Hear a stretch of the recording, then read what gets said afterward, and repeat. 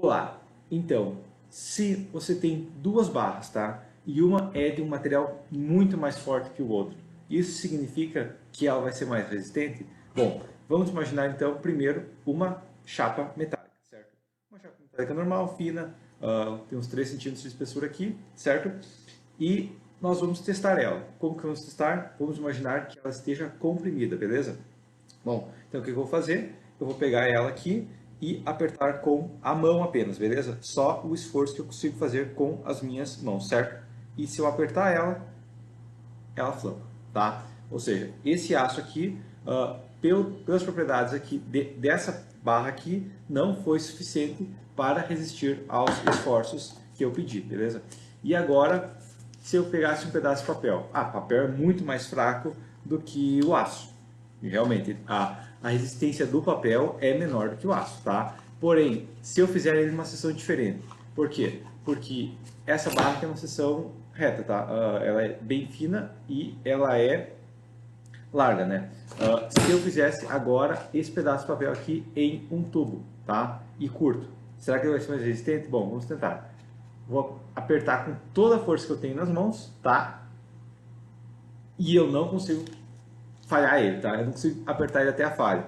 Ele amassa nas pontas, amassa na outra ponta também, porém ele não falha. Por que isso acontece? Bom, porque nós temos a segunda propriedade da barra. Nós precisamos saber então, primeiro, nós precisamos saber a resistência do material. É uma das propriedades importantes, tá? Porém, muito mais importante que isso, ou tão pelo menos importante quanto isso, é a seção da peça. Claro, preciso dizer, o ferro ele é muito mais forte que o aço. Porém, a barra reta, lisa, assim, que nem ela está aqui, com 2,25 milímetros de espessura, em quase 50 centímetros, ela não tem uma resistência aceitável.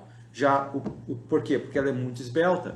Mas esse tubo aqui? Bom, esse tubo aqui tem menos de 10 centímetros, tá? Uns 10 centímetros ele tem aqui, tá? Ele é um tubo, certo? Ou seja, ele é uma seção com uma propriedade muito boa, né? Ele não é fraco para nenhum dos eixos, certo? Então ele se torna uma peça muito resistente, ok? E mesmo sendo um material fraco, como ele é curto, ele fica uma peça que consegue resistir, usar toda a resistência do material, né? Não toda, mas quase toda a resistência do material. Ele amassa um pouquinho aqui antes, né? Mas isso aqui é detalhe mesmo. Eu uso quase toda a resistência do material, comparando que aqui, mesmo sabendo que essa barra aqui na tração resistiria 2 toneladas fácil, na compressão ali ela não resiste ao apertar com as mãos, tá? Então, o que isso significa na prática na engenharia? Bom, por que se usa, quando a gente usa pilares, por que a gente tenta fazer eles para fora da parede? Por que a gente não faz eles escondidos na parede? Porque escondidos na parede acontece isso com eles, tá?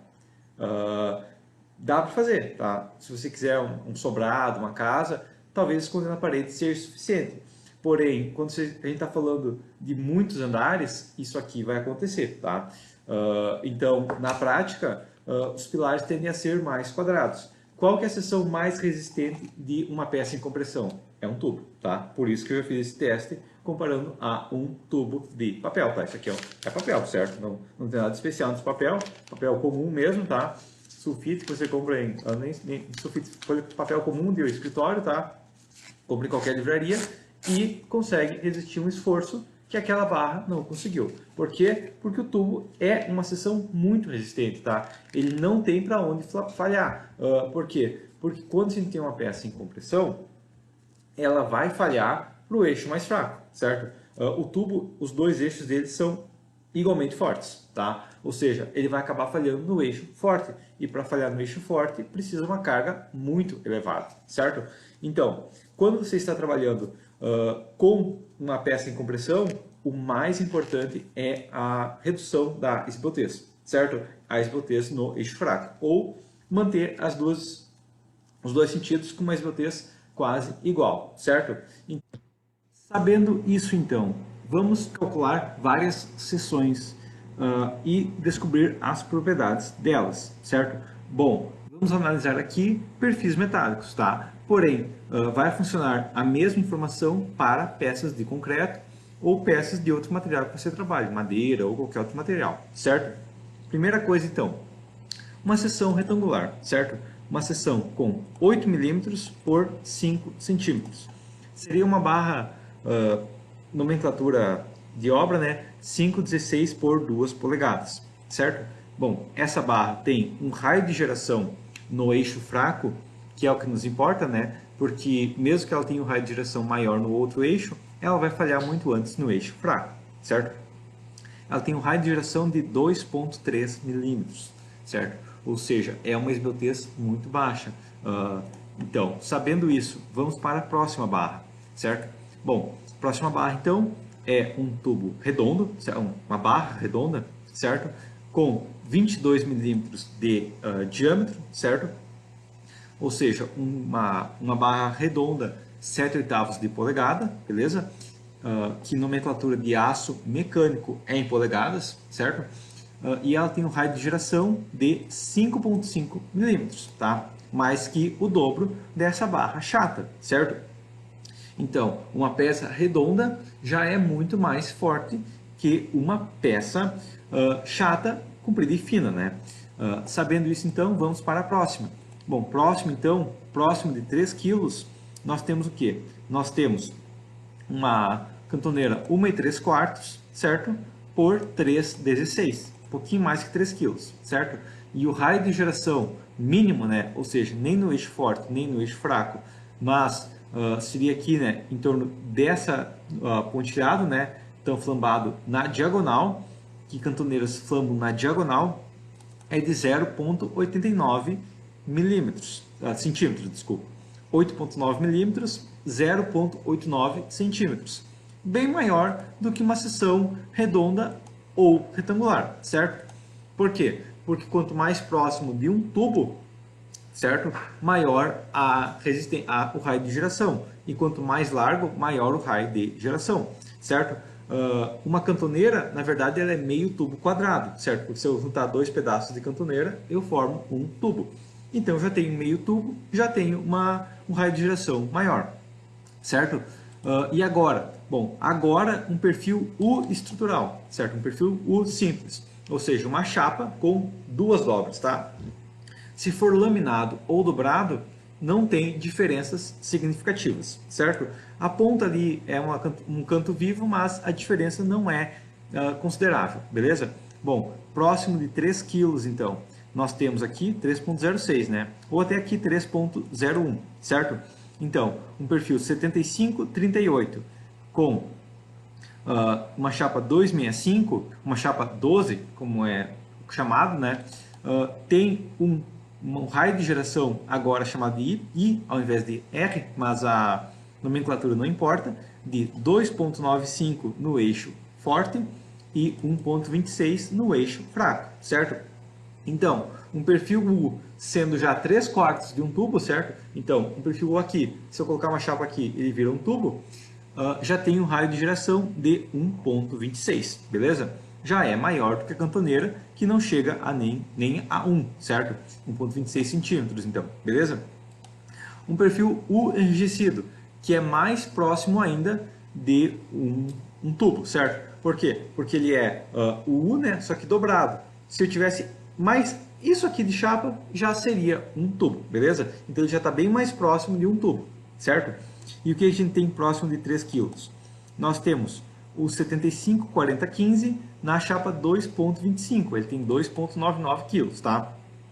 O raio de geração dele forte é 2,94, certo? Comparado a esse 2,95, reduziu um pouquinho, tá? Mas isso não é tão significativo. O que importa é o raio de geração no eixo fraco, que é 1,5 comparado a 1,26, certo? Então, outro aumento aqui de mais 20% na resistência no raio de geração, certo? Próximo, então, um tubo retangular, certo? Um tubo 4x6, né? Nomenclatura dele seria metalão 40x60 na chapa 14, né? Chapa 2 milímetros, certo? E o raio de geração dele foi para 1,6, certo? Aqui era 1,5, foi para 1,6. Mais um aumento, tá? Não foi tão significativo, eu só terminei de preencher aqui esse espaço que faltava, mas já tive um aumento, beleza? E agora, uma seção mais forte ainda. Qual seria a seção mais forte ainda? Seria um tubo redondo, certo? Vazado, certo? Com um diâmetro considerável e uma parede fina, certo? Porque quanto maior o diâmetro, ou quanto maior a largura da peça, maior o raio de geração. Para ter um diâmetro considerável sem ter peso, eu tenho que trabalhar com uma chapa fina, certo? Então, estou trabalhando com uma chapa de 1,5 milímetros, chapa 16, certo? Bom, esse tubo tem um raio de geração de 2,48 centímetros, certo? É bem maior que os outros. Claro, aqui é porque eu estou trabalhando com um tubo quadrado com uma chapa mais grossa, certo? Se eu trabalhasse ele com, sei lá, 60 por 80 com a área interna, né, 0,057 e 0,077, ou seja, deixando ele mais fino, certo? E maior, o peso está quase a mesma coisa e o raio de geração chegou até um pouquinho maior, certo? Então, tubos quase quadrados e tubos redondos, a diferença é pequena, tá? Desde que ele tenha uma largura considerável no eixo dele, tá? Então, esse aqui tem 7,62 centímetros, esse aqui tem 6, mas esse aqui é quadrado, então não deu uma diferença tão significativa, certo? Mas o que a gente sabe com isso? Bom, com esse tubo aqui quase quadrado, nós temos um quadrado vazado, né? Ou seja, com quase toda a área de aço longe do eixo, tá? Então, ele não tem, não tem nada de aço no meio, né? Que não dá uma resistência considerável. Nós temos um comprimento de 2,51 centímetros no raio de geração. O que isso significa na prática? Bom, se a gente tivesse uma peça com uma esbeltez de 100, ou seja, com um comprimento igual ao raio de geração vezes 100, nós teríamos uma resistência ali em 2,5 metros de 1 tonelada força por centímetro quadrado, tá? Então, com 2,5 metros, esse tubo ainda resiste a 1 tonelada força por centímetro quadrado, tá? Esse tubo redondo, em vez de ser 2,51 metros, é 2,48 metros, tá? Mesma coisa praticamente, certo?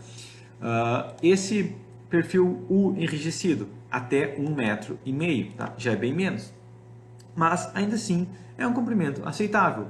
E se a gente tivesse agora essa cantoneira? Bom, essa cantoneira só 89 centímetros, tá? Para atingir a resistência de 1 tonelada força por centímetro quadrado. E se eu tiver uma peça mais comprida, bom, se essa cantoneira tivesse 1,80 m ou 1,78 m, né, que é o dobro, ela teria uma resistência próxima de 250 kg por centímetro quadrado. Todas essas resistências baseado em um aço A36 ou similar, tá? Então, uma cantoneira de 1,80 m teria 250 kg. O mesmo tubo U enrijecido, peça U enrijecida, teria ainda uns 700 kg. E o tubo aqui retangular ou o tubo redondo chegaria facilmente ali a 1,1 tonelada força, certo? Por centímetro quadrado. Então, porque ele tem menor que 100 ainda esbeltez, tá? Então, quando você está trabalhando com uma peça na compressão, certo? Que qualquer treliça tem peças em compressão, qualquer estrutura gravitacional vai ter peças em compressão, tá? Ou flex compressão. Então, quanto maior for o raio de geração, mais econômica vai ser a peça, certo? E se você tem uma limitação de tamanho, se você aumentar o raio de geração, isso permite uma peça maior. O que seria isso na prática? Bom, se eu for fazer uma treliça com cantoneiras, imaginando cantoneiras de 1,3/4, certo? Eu teria um comprimento máximo das diagonais de 89 centímetros para ter uma diagonal econômica, certo? Se eu fizer diagonais com 1,5 metro, eu não vou ter uma estrutura tão econômica, vai gastar bem mais. E aí o software ou o cálculo vai me pedir cantoneiras maiores, certo? Se eu trabalhasse, por outro lado, com perfis U enrijecido, esse 1,5 metro seria facilmente resistido com peças mais finas e leves, certo? E se eu trabalhasse com tubos redondos, eu poderia ter 2,5 metros e ainda assim teria estruturas leves e perfis finos, né, com peso menor, certo? Ou seja, eu consigo uma economia maior com peças com raio de geração maior, certo? Bom, sabendo isso então, por que a gente não utiliza só tubos? O tubo ele é muito resistente na compressão e na tração e na flexão ele não é fraco também, tá? Por que a gente não utiliza só tubos bem finos? Bom, primeira coisa é que o tubo é complicado de ser fabricado, certo? Então é mais fácil fabricar um perfil U enrijecido, dobrado ou laminado, é mais fácil fabricar uma cantoneira e é mais fácil fabricar ainda uma barra chata, certo? Não tem diferença significativa ali no preço entre uma barra chata e um perfil U enrijecido com processo de fabricação similar, certo? Então, ali, entre uma barra chata, uma cantoneira ou um enrijecido, se você está trabalhando na compressão, o enrijecido é a melhor opção, certo? Se o que importa mesmo para você é o peso, aí sim começa a valer a pena trabalhar com um tubo, certo? Porque o tubo ele vai conseguir um peso menor, mesmo que o custo seja maior. Você também pode pegar dois enrijecidos, soldar um no outro, certo? Isso vai manter um custo, uma fabricação barata, certo? E manter uma peça com resistência à compressão aceitável, beleza? Sabendo isso também, o que mais que a gente pode ver? Bom, a gente pode ver, a gente pode ver que tem estruturas que são feitas treliças baixas, tá? Se você for em serralheria, você vai ver treliças com 20 centímetros de altura, tá? E nessa treliça não vai fazer diferença utilizar um tubo ou uma cantoneira, tá? Porém, uma treliça baixa, ela gera esforços muito elevados, né? Nos banzos, tá? Então, nos banzos vai ter um perfil muito exagerado se você quiser uma treliça baixa. Então, se você quiser economia nas diagonais, aumente o raio de giração delas, tá? E se você quiser uma economia nos banzos também, você pode esquecer um pouquinho dessa economia na diagonal e aumentar o raio de giração mesmo assim, porém, ao invés de deixar a peça menos esbelta, as diagonais menos esbeltas, você afasta os banzos, faz a treliça mais alta, certo? Então, fazendo a treliça mais alta, você consegue, mesmo que não tenha economia no banzo, né? Você aumenta o raio de giração das diagonais, certo? Mas aumenta o comprimento delas, né?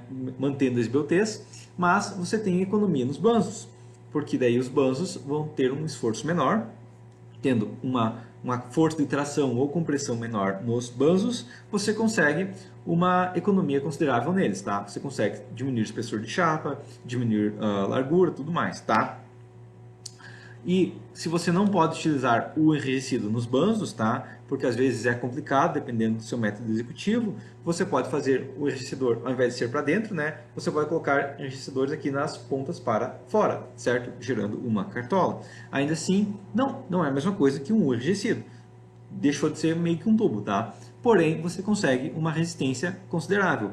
Ou também, se você quiser utilizar um simples, ao invés de utilizar, por exemplo, um 7538 na chapa 2.65, né, com 3 kg, o mais próximo aqui um 150 na chapa 2 mm, é um pouquinho mais leve até, e tem um raio de giração 1.58. Então, fazer ele mais comprido, maior, aumentar a largura e diminuir a espessura, também tende a aumentar a resistência.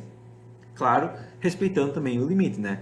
Se eu fizer uma peça ali 200 por 100 na chapa 1 mm ou 400 por 200 na chapa 0.5, ele vai flambar localmente, né? As paredes dele vão flambar muito antes dele chegar numa falha pelo raio de giração, certo? Então tem esse limite. Mas um perfil ali com 150 não chega nem perto desse limite, certo? Então, se for possível reduzir a espessura e aumentar a largura das peças, você também vai ter uma economia, beleza? Então é isso, até a próxima.